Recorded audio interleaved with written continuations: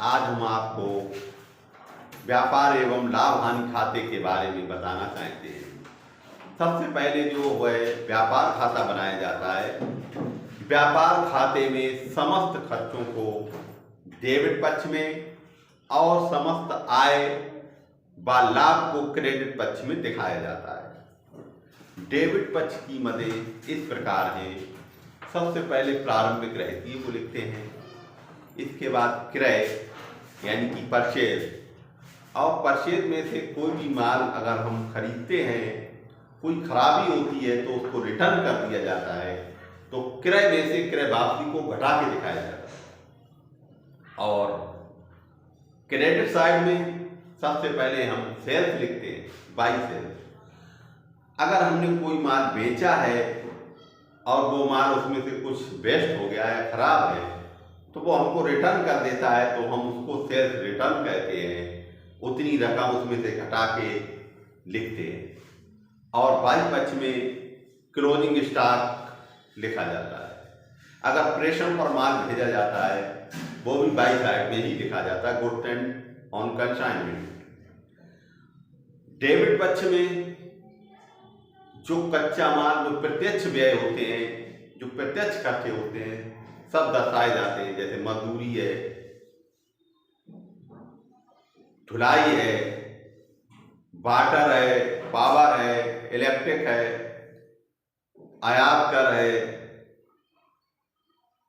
और manufacture expenses हैं। ये सारे के सारे खर्चे व्यापार खाते के डेबिट पक्ष में दिखाए जाते हैं। इसके बाद बनाया जाता है लाभ हानि खाता, पी एंड एल अकाउंट।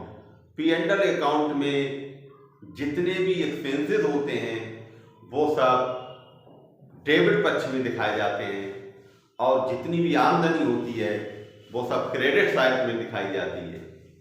जैसे वेतन, किराया, बिजली, ऑफिस एक्सपेंसेस, अंकेक्षण शुल्क, कानूनी व्यय और तमाम जो भी खर्चे होते हैं वो सब लाभ हानि खाते के डेबिट पक्ष में दिखाए जाते हैं।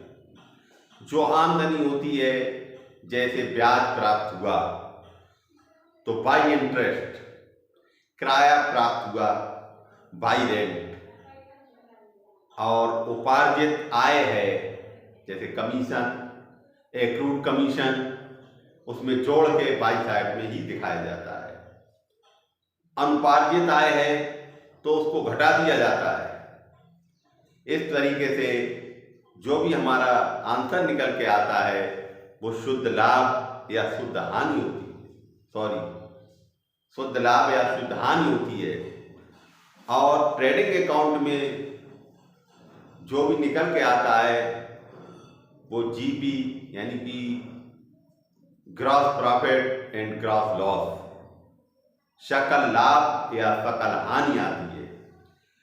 जब हमारा शुद्ध लाभ आ जाता है, नेट प्रॉफिट, तो हम बैलेंस शीट बनाते हैं, और बैलेंस शीट बनाकर उसमें कैपिटल में, पूंजी में जोड़ दिया जाता है, शुद्ध लाभ को जोड़ दिया जाता है, और यदि शुद्ध हानि है तो उसको घटा दिया जाता है। इसका फार्मूला है capital plus NP minus drawing, और अगर आहरण है तो हम उसको घटा कर दिखाते हैं। और क्रेडिटर, बैंक ओवरड्राफ्ट, लोन, ये सारे आइटम लायबिलिटी साइड में लिखे जाते हैं।